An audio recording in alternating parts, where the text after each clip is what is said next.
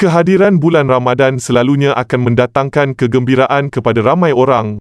Ada yang gembira kerana pada bulan inilah kita dapat merasai nikmat beribadah dengan lipat kali ganda pahala. Ada juga yang merindui solat tarawih yang hanya ada di dalam bulan ini sahaja dan tidak pada bulan-bulan yang lain.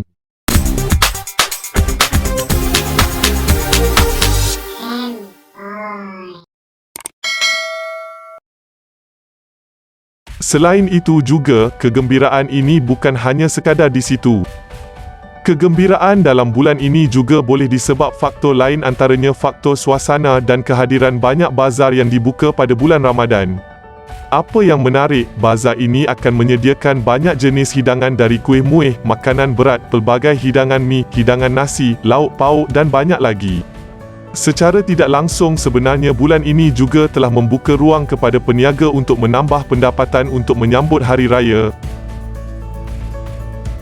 Pelbagai jenis hidangan popular di Bazar Ramadan.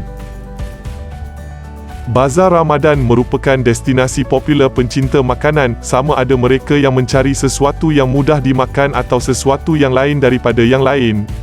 Ia juga port yang menyelamatkan ramai para isteri dan ibu yang berdepan kesuntukan waktu menyediakan hidangan untuk keluarga mereka. Suasana sesak di Bazar Ramadan dengan ribuan pengunjung pelbagai bangsa mempamerkan keindahan Malaysia sebagai sebuah negara majmuk dan aman. Dari juadah klasik hingga hidangan semasa, semuanya tersedia di sini. Bazar Ramadan selalunya akan menjanjikan banyak pilihan kuih muih tradisional yang sukar untuk didapati pada hari kebiasaan, misalnya pulut panggang, kuih cara, akuk, badak berendam, puteri mandi, tepung talam, talam ubi, nona, onde-onde, bingka dan banyak lagi termasuk bubur. Selain itu, juadah yang biasa ada di mana-mana bazar makanan adalah sate. Apa yang hebat, ia mempunyai keseimbangan antara panggangan daging empuk yang sempurna dihidangkan pula dengan kuah kacang yang lazat. Bagi mereka yang rambang mata, tak tahu juadah yang mana nak dibeli di Bazar Ramadan, kebab biasanya menjadi pilihan yang mudah. Disebabkan ia dipanggang selapis demi selapis, dagingnya empuk dan tidak terlebih masak.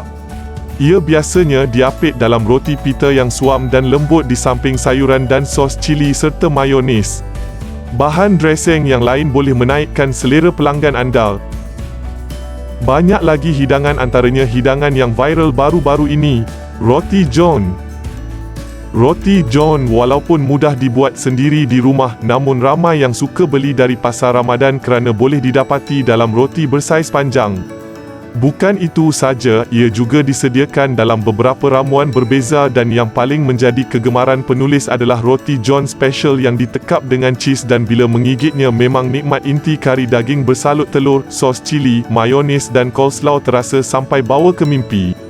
Bila pula bercakap mengenai gerai popiah, suasananya memang meriah. Kalau anda perasanlah kan, kalau nak beli popiah mesti kena beratur panjangkan.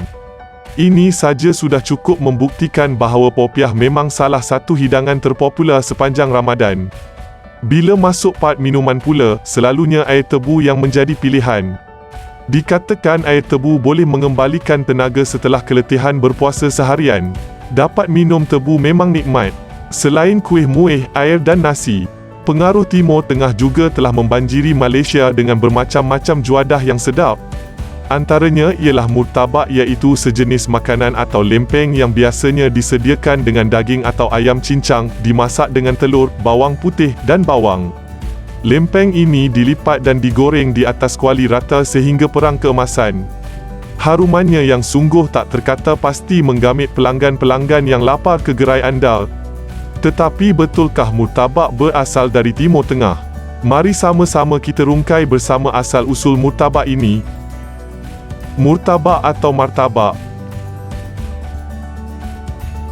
Murtabak atau nama betulnya martabak mengikut bahasa Melayu merupakan antara hidangan ikonik yang muncul secara besar-besaran setiap kali tiba bulan Ramadan di negara kita. Anehnya, hidangan ini sebenarnya ada saja dijual di restoran-restoran mamak setiap masa, tetapi entah kenapalah hanya murtabak dalam bulan Ramadan dilihat begitu istimewa. Apa yang istimewanya? Hanya mereka yang pernah merasai murtabak yang terbaik di kalangan yang terbaik tahu kenapa martabak dianggap satu hidangan yang istimewa. Pernah tak anda terfikir kenapa namanya martabak dan siapakah yang memulakan hidangan unik ini? Kenapa namanya martabak?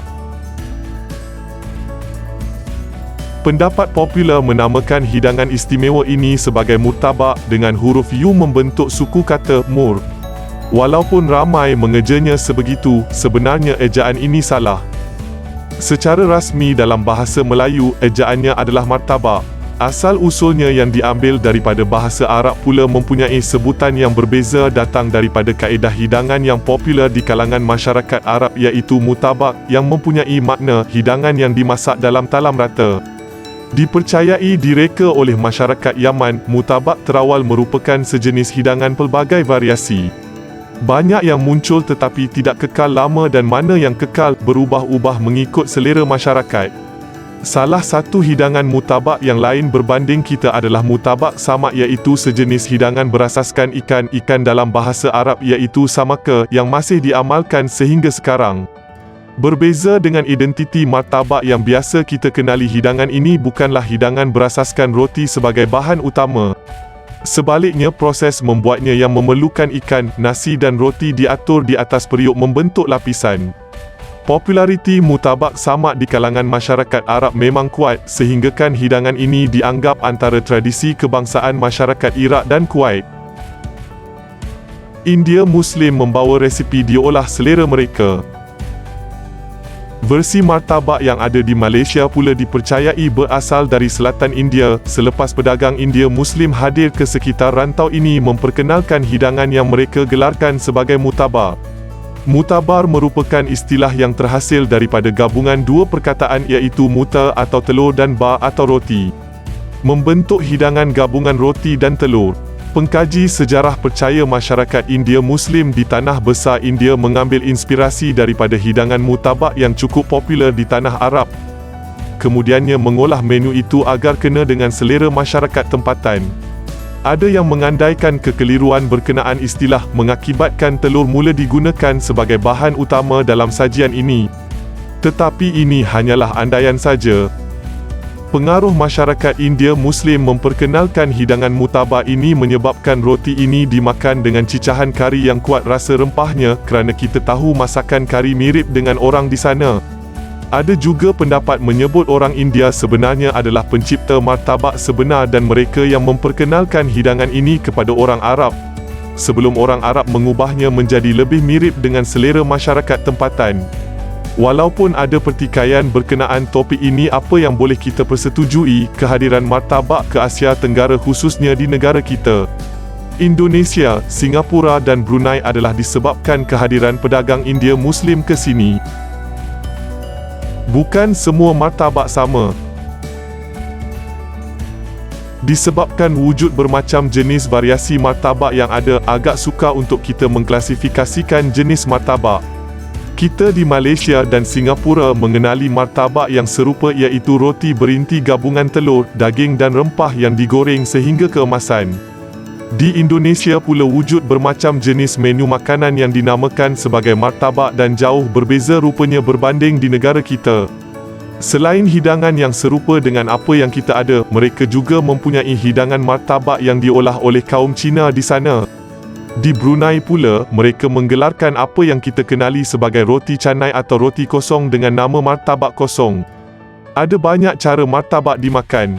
Kita biasa menggunakan kari atau acar bawang sebagai cicahan. Di Indonesia, ada versi martabak yang dimakan dengan kuah kicap. Sementara di kalangan orang Arab, memakan martabak yang sama dengan martabak kita dengan hirisan cili dan lemon menjadi satu kaedah yang cukup popular. Martabak raja yang berasal dari Kelantan didakwa adalah martabak terbaik yang ada di Malaysia. Kami pernah merasainya beberapa kali dan kami cenderung untuk mengatakan pendapat ini ada benarnya. Sekiranya anda tahu di mana boleh mendapatkan martabak yang mampu menewaskan keinakan martabak raja dari Kelantan pada harga lebih mampu beli, kongsikan dengan kami. Terima kasih kerana menonton. Jangan lupa ikuti kami di channel Nengok TV.